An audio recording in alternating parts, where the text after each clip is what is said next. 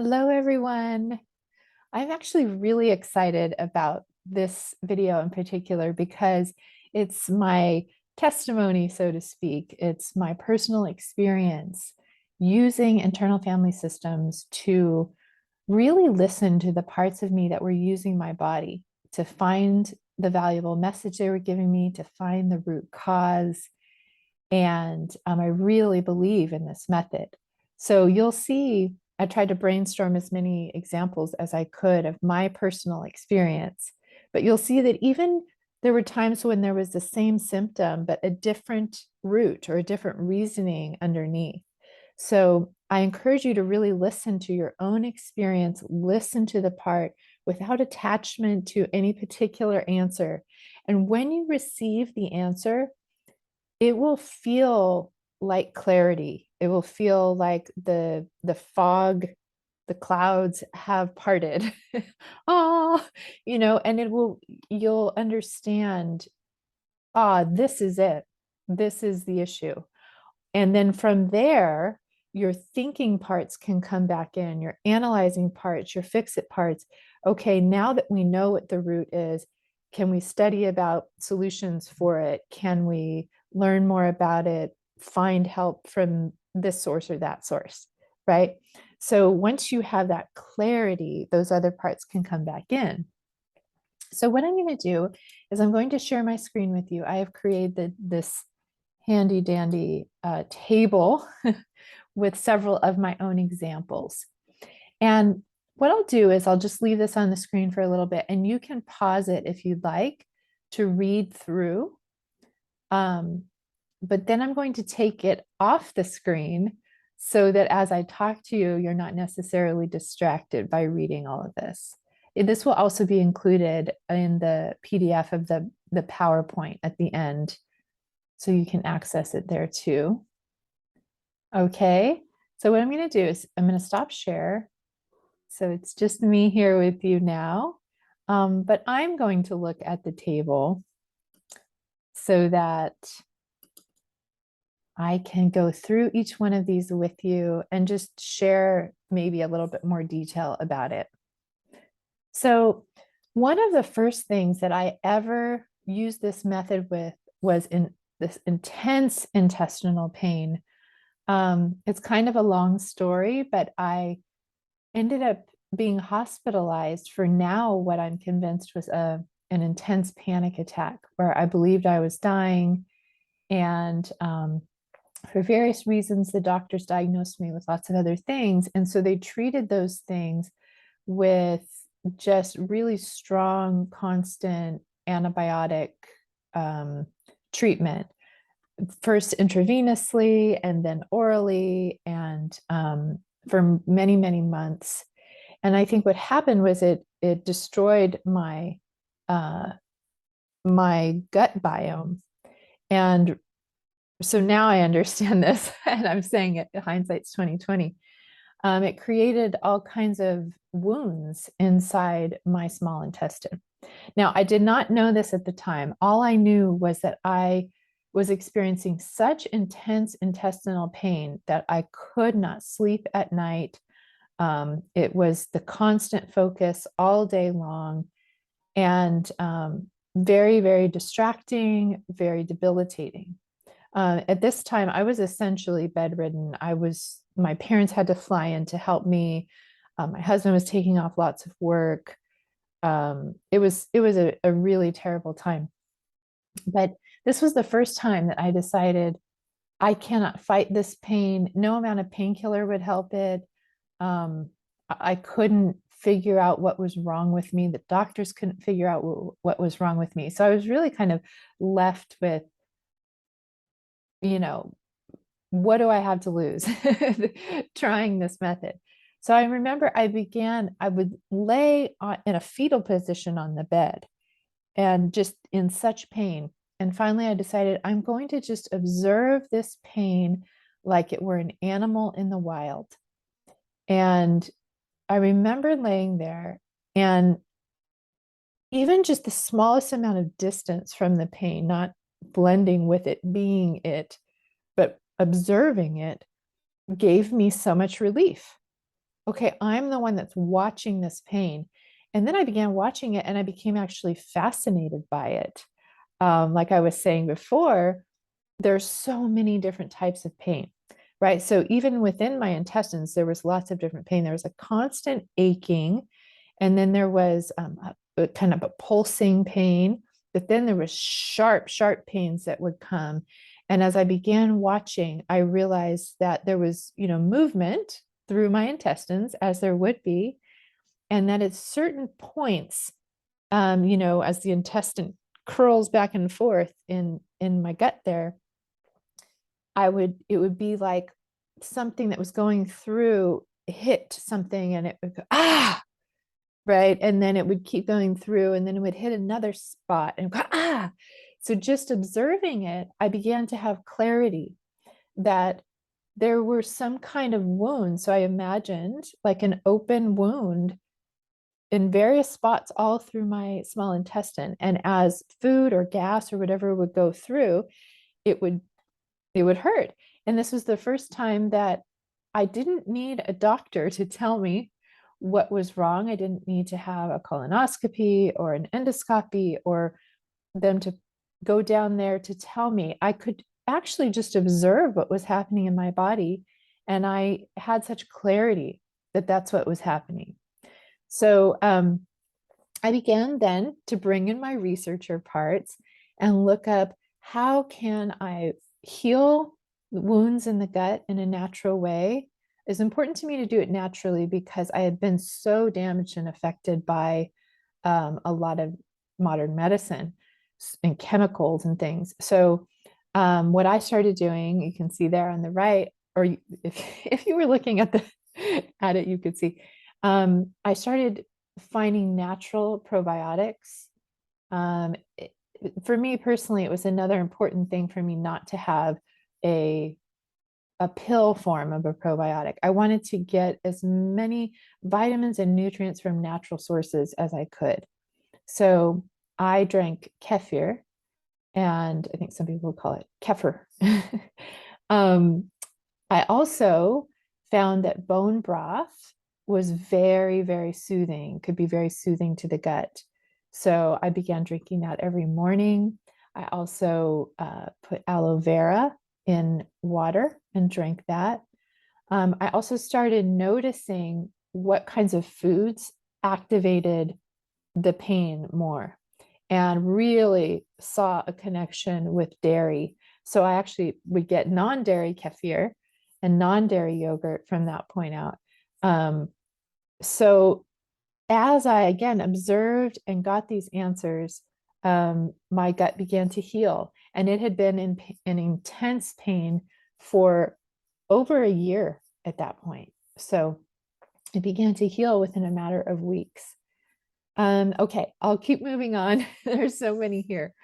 So the next one was actually chronic vaginal infections. And this is one of the things that ended up me going into the hospital initially, because I would have these chronic vaginal infections and I would go to the doctor and sometimes they would say it was a vaginal infection and sometimes they would say it was a UTI, but it felt exactly the same every time. So I didn't trust myself. I actually trusted the doctors. Now I understand. I think I was having the exact same thing each time. I understand the tests that they give now better and why different doctors would say different things. But eventually, I went in and met with this part that was continually having these vaginal infections. And so these are some examples, these first couple, several of them, where um, the issue was physical. It truly was a physical source, right? Um, and again, the source for this one was prolonged antibiotic use, and the fact that then the vaginal infection would be treated with more antibiotics. So I got into this loop where I would uh, have the infection, treat it with antibiotics, which would kill both the good and bad bacteria there. But because the good bacteria was also wiped out, the bad bacteria would grow up really quickly. And so I would have, 2 good weeks and then I get another infection. And I was constantly going to the gynecologist. And as I sat with it and really observed the pattern, it became clear, very, very clear. And there were other things that would trigger it. Sex would trigger it. Also, just being on my period, right? So I started then bringing in my researcher parts and saying what's happening in my body at these times, and finding out that it had to do with the pH level within my vagina and how it affected being a good host for good bacteria. And so then I looked up what's a natural way to support the pH level there and found boric acid capsules. And again, before this, I was having infections every couple of weeks to every few months for years and years and years. And as soon as I started using the boric acid capsules after sex and after my period, I had, well, now, gosh, it's been at least 5 years since I've had a vaginal infection. So again, it was really just sitting down, observing it like an animal in the wild, right? Just what is true about my experience, not what does all the testing tell, what do the doctors say, but what's true about my experience and what can I connect here? There was a little bit of my kind of figured out parts that were at work there, but mainly initially just a total observation. And again, I am not prescribing this for you. It's something that you would do for yourself to really observe. When is this happening? How often is it happening? What does it coincide with? All right, I'm going to move on. So after my illness, or towards the end of it, one of the symptoms that held on, because I had at one point, I had over 36 symptoms. I'm trying to remember. I feel like that was a good number. There was a time when I had over 60 symptoms, and I was just logging and keeping track, and it was so overwhelming. But one of them that continued even after a year was these really, and I know a lot of this is in a lot of our culture is taboo to talk about. So but I don't think it's taboo at all. It's what happens in our bodies, right? And we need to be able to talk about it in order to find the roots. So the next one was these painful anal lesions. And again, I didn't actually know that's what they were. I just knew that it was so incredibly painful to have a bowel movement that I would dread it. And my whole body would just brace for it because it was so incredibly painful. And at that time, it was so painful that I couldn't walk or sit down after a bowel movement for about 6 hours afterward. I remember walking through the grocery store trying to shop and just not even being able to walk because I was in so much pain. And so I, again, sat down with this. I was just at my wit's end. I thought, I went and saw a doctor. I thought, do I have cancer? Or do I, like, what's going on here? And I remember sitting and observing, and it's funny because a lot of those scared parts will really go to, is this cancer? Is this life-threatening? It's so painful. What could this be? Right. But it ended up being something relatively simple.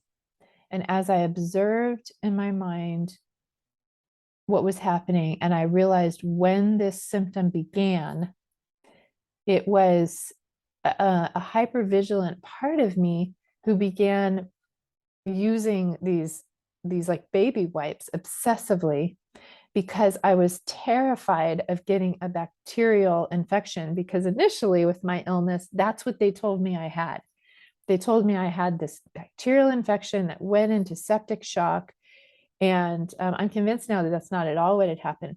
But I had a protective part that developed. It was like, never again. I'm never going to let any bacteria get near me. And of course, in my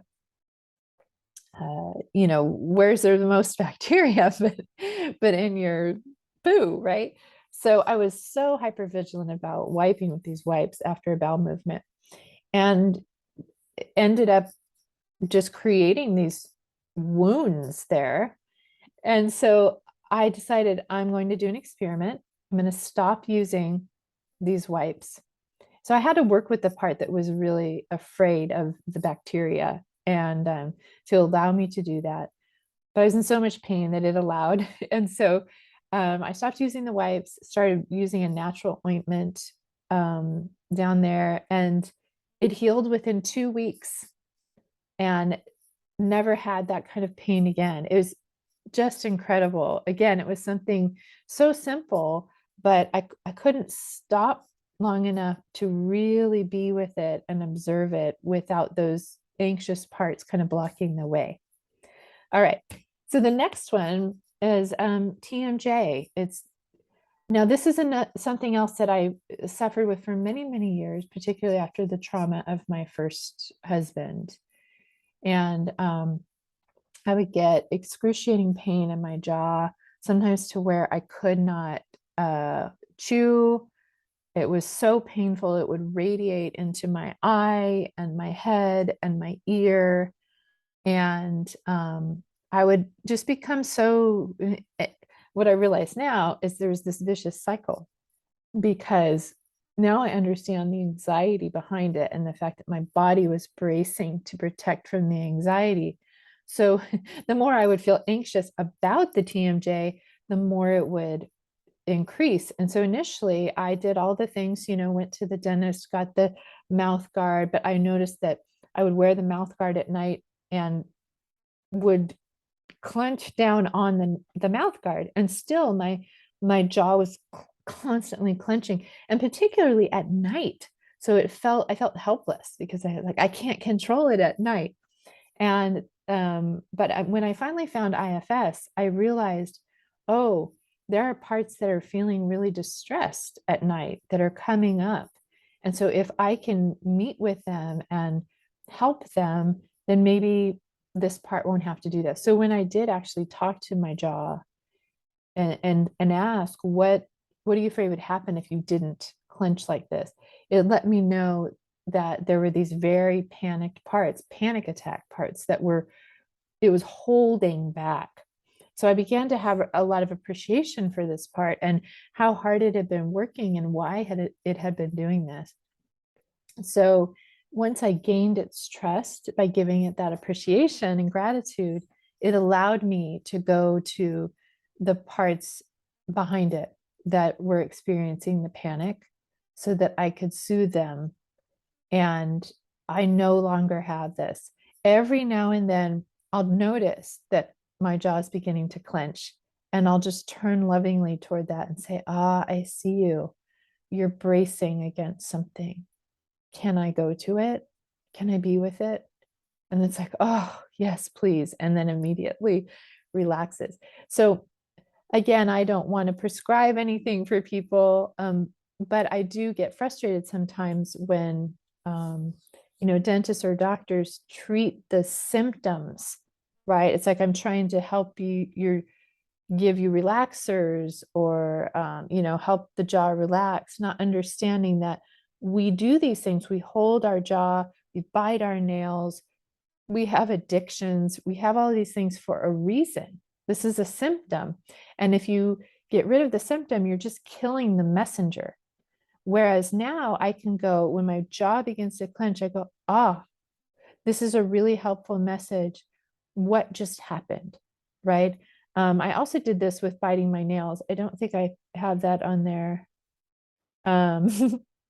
But biting my nails, I bit my nails, for 36 years straight. And instead of trying to stop biting my nails, I began noticing when I would bite my nails and allowed it to point me toward sources of stress. whether it was overriding my body compass to do something that wasn't in alignment with me, or I was in an environment or with a person that was very stressful for me. And as I began doing a stress audit of my life and getting rid of the stress, then I naturally stopped biting my nails. And I have not bit my nails in about 12 years now. So, but again, it's not from forcing myself not to, it's from letting the nail biting point me to the root, dealing with the root, and then the physical manifestation is naturally healed. It can naturally not have to give that message anymore. Okay, there's so many on here. So let's see. The next one is what was called a weak bladder, just frequent urination. And so this was something that they checked when I was in the hospital. And they gave me this unbearably torturous, painful catheter. I don't know if the woman did it wrong or what happened, but they did this procedure where they would fill my bladder and take x-rays and try to have me then release my bladder while standing up in front of a bunch of doctors. Anyway, but I remember the doctor coming in. I was in the hospital and I couldn't sleep. Came in about 5 a.m. when I finally got into sleep, woke me up and said, "So this is what we've discovered. Your bladder does not empty efficiently. So it takes, several times for it to empty." And I thought, yes, that's right. I could have told you that, right? That I have that experience all the time. So, they were observing something that I could very well have told them that I observed in myself already. And so again, this was a problem in that if I drank any amount and then we were going on a road trip or we were leaving the house, I knew that I had to use the restroom 3 times in a row before I could leave. And part of the suffering of this was not it actually happening, but the parts that shamed me for it. Like, there's something wrong with you for this. Why do you do, almost as if I was, trying to do this, or it was my own choice to do this. So part of it was relaxing around, this is reality. This is true. This is what's happening. And I don't really have control over it. And this was a fascinating one because I went in, this was a little bit after, I had been using IFS more. So my system really trusted me to receive answers more directly from parts. And I asked my bladder, I spoke directly to my bladder, and I said, "What do you want me to know about you? I'm just curious. I want to understand you." And it really revealed this history. It was like a flash of a bunch of images that it had been basically twisted like a balloon. So I got this image, how they make balloon animals and they twist parts, and so it was like there were certain twists in my bladder, or the plumbing down there, that basically worked like an hourglass, where it would drain into one chamber and then that could be released, and then the breast would then drain into that chamber and then that could be released, and there were 3 like that. And this had first happened during my pregnancy and delivery when I gave birth in Turkey. And I remember the doctors, it gave me this clear image of the doctors pushing really hard on my abdomen and on, my lower abdomen. And so I realized, oh, okay, this is just a result of my experience giving birth. And it's nothing to be ashamed of. It's nothing, and it's just something really to live with. I don't know that it can be fixed per se, or that I necessarily need to. So again, the help for it was really just understanding and patience from the other parts, like, oh, you make sense. And so there was no more anxiety or frustration around it, just lifestyle support advocating for myself. Hey, I need to empty my bladder 3 times before we can leave. This is just a fact. So that's again a different one. Okay. Oh, the next one was a really big one. Okay, and I don't have a lot of detail in the chart here, so I'll fill you in more. So even after I healed my gut and was doing a lot more, healing through natural sources, I decided, I was giving up on conventional modern medicine and started seeing a naturopath. But the naturopath, now I realize, was, very similar to modern medicine. They prescribed all kinds of supplements. And I want to say we were paying $500 a month for supplements, but we really believed that they were healing me. Initially, when I made that switch, and I really think part of it was the placebo effect, it was the hope I had, it was changing my diet was a huge one, but I started to get better. So parts of me and my husband believed that that's what was healing me. So we were like, we don't have the money, but we'll invest $500 a month if it means that I'll stay alive, right? So I was taking all of these supplements, and then I ended up going downhill again and just becoming debilitatingly weak and fatigued. And I would have double vision. I would have to close my eyes all the time. I couldn't go outside on a walk because I couldn't see straight. I just have to close my eyes all the time. So again, I ended up going to the ER, going to a different doctor, seeing the naturopath. No one could figure out what was wrong with me. So again, I felt like, okay, last resort is to look inside and figure this out for myself. I was still, at the end of kind of being weaned from the external authorities and believing that they had the answers for me. So I remember sitting on the couch for about 3 days straight and saying, I'm just going to sit here and be with myself in these parts until I have clarity about this. And like I said, I had gone to the ER, I had seen various doctors, naturopaths. Nobody could tell me what was wrong. And so I just began again observing the symptoms and kind of observing the history. When did this start? And I realized, oh, these symptoms are very different than what I had before. And they started after I started seeing the naturopath, but they started maybe 5 or 6 weeks or more after.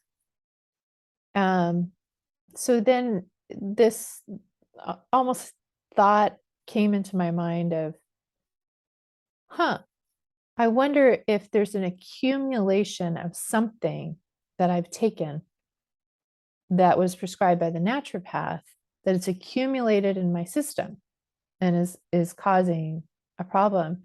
And then, another part came in and had this question. I wonder if it's possible to overdose on vitamins or minerals. So once these, again, I had to really settle my system in order to even allow this observation of my system and my history. And then these little questions could come up that were relevant. So I remember the moment after 3 days, I got up off the couch and I began looking at all the labels of all this $500 worth of supplements that I was taking. And and it's amazing to me, right, that I didn't even question it. And this is what we do with all kinds of medications and things we take. We just abdicate our authority to the doctors and the naturopaths, tell us what to do, right? So at this point, though, I began looking at all of it. What am I putting in my system? And I began telling all the different vitamins and how much of each one I was taking. And then my researcher part came in, went on the computer and looked up what vitamins is it possible to overdose on, and what's the amount that you would overdose on.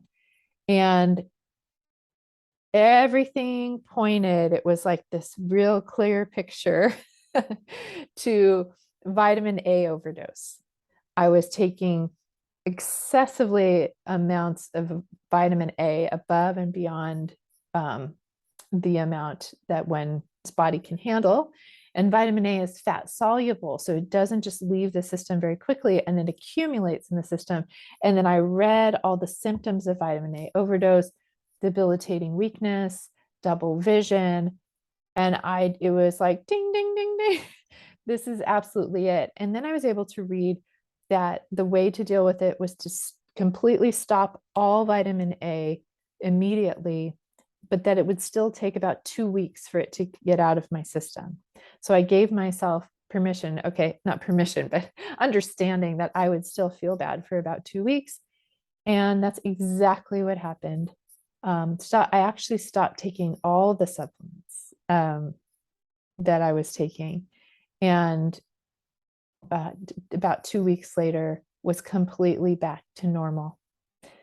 And it was incredible because it was like this puzzle, right? That none of the doctors or the experts could figure out, but I could, because it was my experience, and I was experiencing it in my body. I was the one taking these things.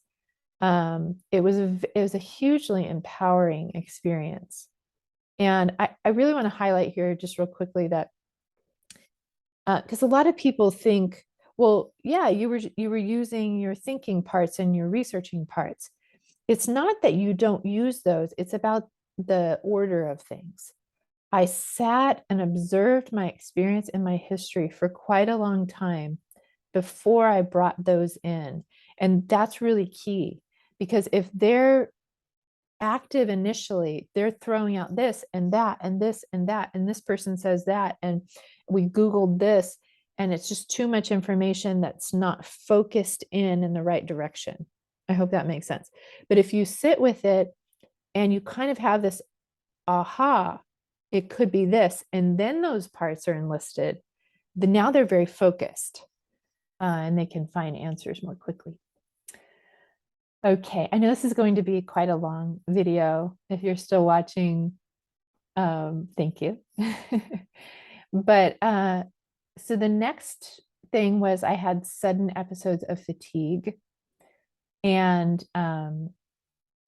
this was a little bit into my IFS journey. I knew how to meet with parts. And so I started to meet with this part. Again, it just showed up as this almost like blurry blob in front of me. And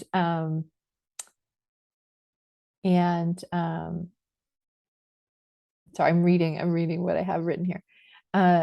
And as I began to talk to it and just ask it with open curiosity, why do you do this? Like, what are you afraid will happen if you didn't just give me this extreme fatigue all the time? It said, no one will see you or help you unless you are debilitated. And then it began to show me this history of when I was pregnant with my first child, and my first husband was just out all the time, not able to help me. And that's when I started having like these debilitating symptoms in pregnancy. And it said, this is when I started, because there was no way he would help you unless you were completely immobilized. And the way that I worked with this was I began unburdening the parts stuck back there, and then also updating those parts when I would get a sudden, rush of fatigue. I don't know if rush is the right word, but just the sudden fatigue would come over me. I would go and sit next to my current husband on the couch, who's very attentive and loving and kind to me and very helpful and supportive. And I would sit next to him and I would access that part and I would say, see, we have support now. You don't have to take me out like this for him to help. I can just ask him for help and he'll help. And this part would go, oh, okay. And it was truly amazing to me. The fatigue would literally lift immediately. I would go sit next to him just so weak. And then once I updated the part, suddenly I have energy again. It was that quick. So so that can be a source, a possibility, right? That it's really about a part that's stuck in another time. And we need to update it and help the part stuck back in that time and retrieve it and unburden it and all those things. And you'll see in another one later on that I had something very similar to those fatigue episodes, but there was a different reason for it. So we'll come to that. But the next one, huge one, was panic attacks. And I've had several panic attacks through my life, and this is really terrified parts that are stuck in, this fight or flight energy. And again, when I would meet with them, and I don't want to diminish panic attacks, I have a whole, long video on my Instagram that I did detailing the whole history of my panic attacks and exactly what the experience is like. And it really does feel like you're dying. I'm convinced that I had a panic attack that day that I first went into the ER that started a whole year of problems. But when I got really curious, I realized that these were manifestations of terrified younger parts and also parts that were polarized with performing parts. It's like the panic attacks would take me out so that the performing parts wouldn't push me beyond my limits. So again, there's a lot to unpack there, and this was a lot of days of listening to these parts and really getting their concerns and their history. And again, the resolution was in going back and healing the younger parts that were stuck in trauma and helping the extreme parts that were polarized be able to relax and find a secure inner attachment with myself. So I know it can sound counterintuitive when I say this to people, but it's been very, very true to my experience, is that especially when panic parts come up, I give them permission to get bigger, because it's actually a lot of parts that are trying to control them and keep them down that makes them get bigger. But when myself can say, it's okay for you to be here, I am even bigger than you, and I can hold you in loving attention. I can listen to your fears. I can comfort you and soothe you. You have permission to get bigger. That's actually when they relax. So that's a whole relationship with them now is really what helps them. Okay, and the next one is an unpredictable collapse response. This was very scary for me. It would be in random places, in the grocery store, at the farmer's market, sitting on my couch watching something, in a session with a client. That was the most scary for me, because I felt like I can't predict when this is going to happen, so I can't work, I can't do anything. And I would be like literally where my body would shut down and I couldn't move or speak at all, which was also very scary. And yet I had another part that was more terrified of going to the ER, than the collapse response. So I never wanted to be in public or let anyone know that I was experiencing this for fear that they would take me to the ER.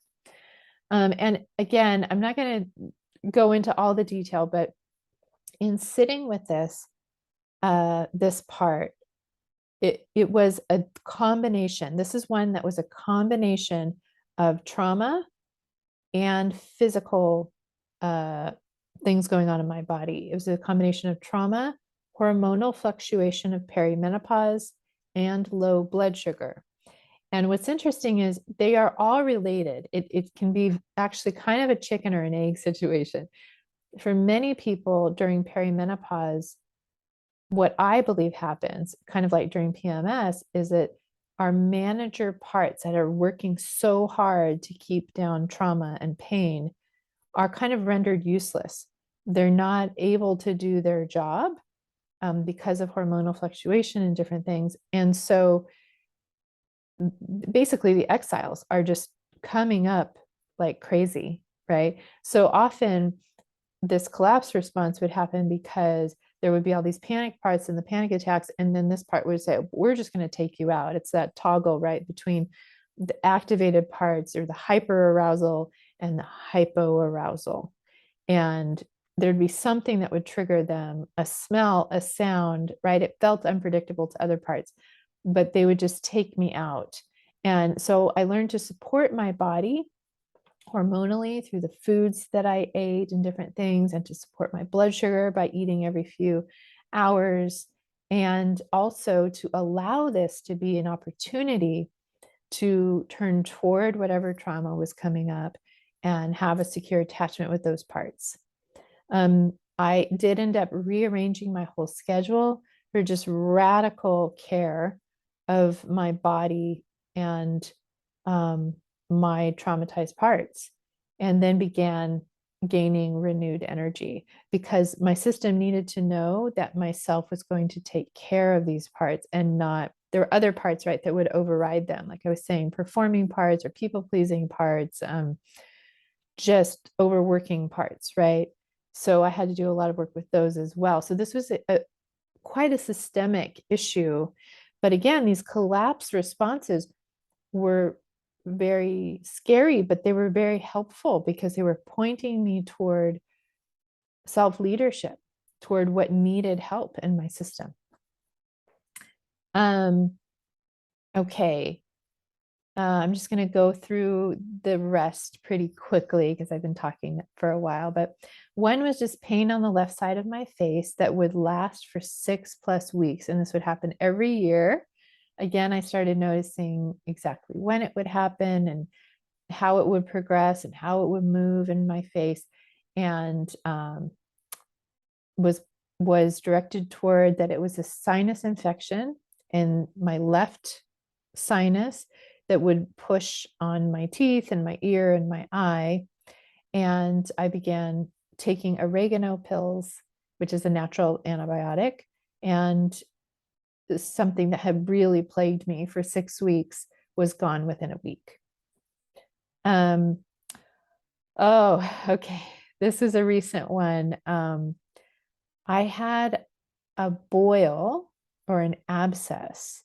I don't know if any of you have ever had this. Again, this is kind of a taboo thing to talk about, but it was so physically painful. It grew and grew until it was so painful that I couldn't sit, I couldn't walk, I couldn't stand.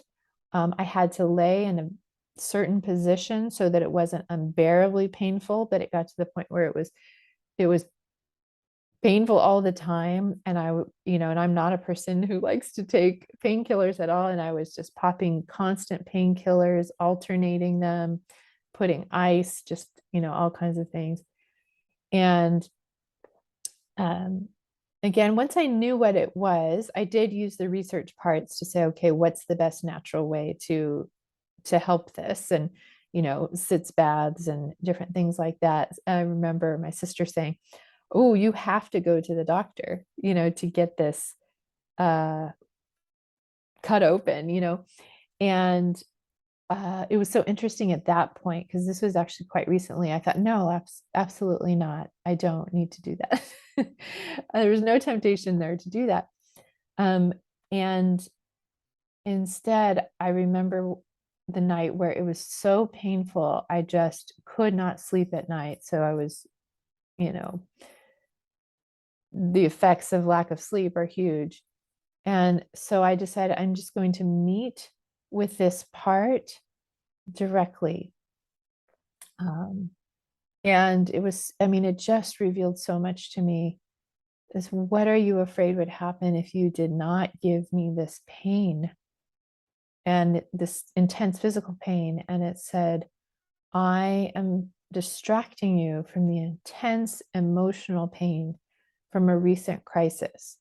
Right before this boil developed, I learned some news about a loved one that was so traumatic to me emotionally that my system felt like I could not handle the emotional pain of it. So it immediately produced this physical pain so that all of my attention was directed toward that.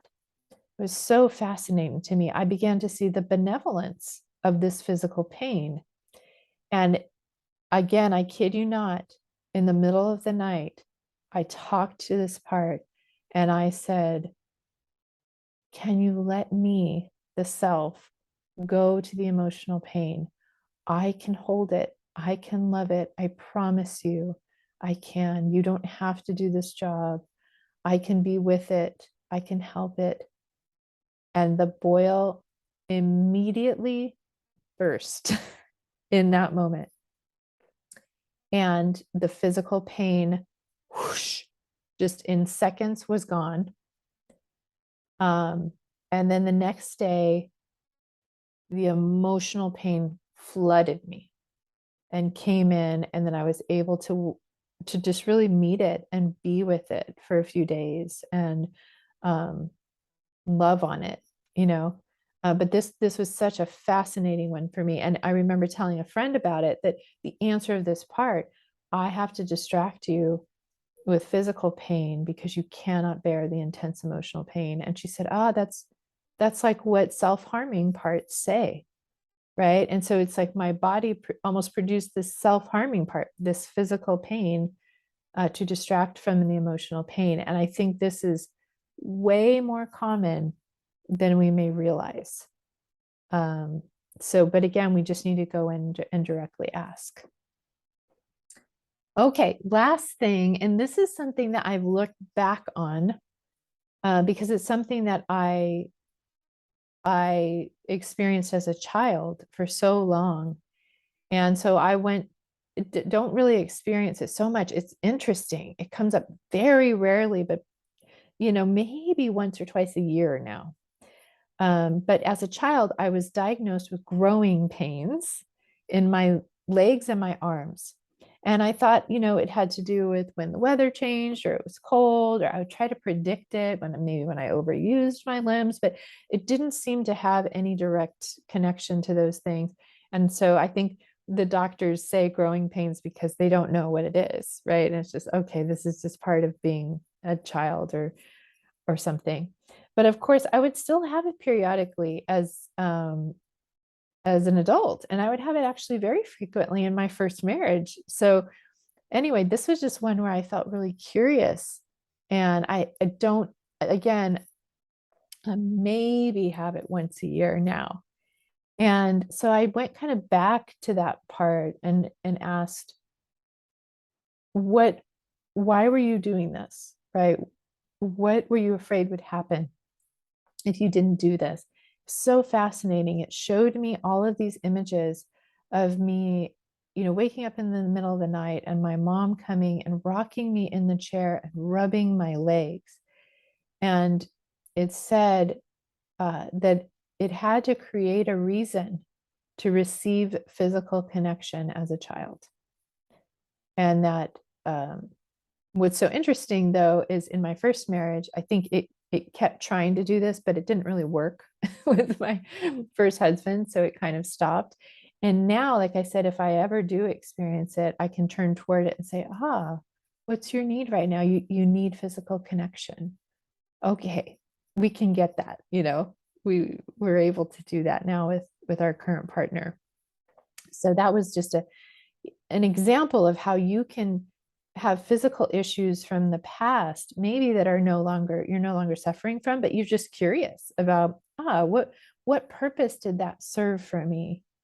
And so, yeah, I learned to give physical connection to myself and to ask for it from others. And like I said, it's incredibly rare that I'll experience this anymore. So, okay, that was a lot of information. And I really do hope that, let me get rid of this for me. I really do hope that it is inspiring to you. I think it's helpful for me anyway to hear examples, right? And to understand that sometimes the answer is physical. Sometimes the answer is unhealed trauma or parts that need to be updated. Sometimes it's a combination. Sometimes there's a whole host of things going on. But if we sit with it in stillness and in genuine curiosity about it, we can receive clarity and answers. My system absolutely trusts that now after so many experiences. And, if there are parts that are afraid of the symptom, that just want to rush in and fix it, we can let them know, hey, if you'll just relax back for a little bit and let me hear directly from this part, we'll have a lot more clarity about it.